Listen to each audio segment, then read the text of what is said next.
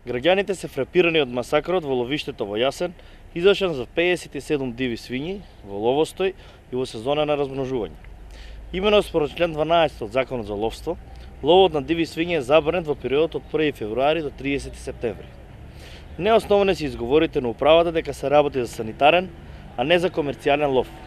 Доколку станува збор за санитарен лов, истиот се изведува согласно Законот за ловство и член 15 од истиот, кој пропишува дека ловот може да биде извршен единствено со претходно одобрение на министерот за земјоделство, шумарство и водостопанство, од страна на внатрешно вработени лица, без претходно селектирани единки и под надзор од инспектор за ловство.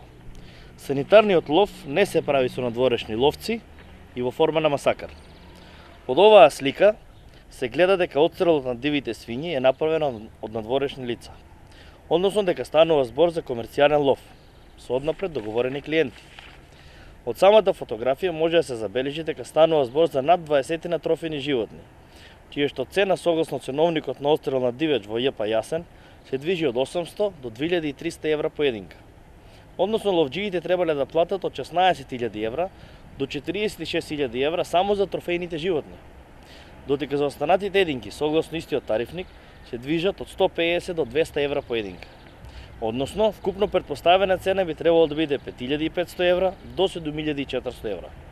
Од тука, ловците само за уловот требало да платат сума од 21.500 евра до 53.400 евра. Како ако имало санитарен лов се отстрелани трофени животни. Со оглед на тоа дека управата овој лов го представува како санитарен, тоа значи дека ловците немаат никаква обврска за плаќање на отстреланиот дивеч. Односно, ЈП Јасен се откажува од горе наведената сума, со што нанесува огромна финансиска штета по предпријатието.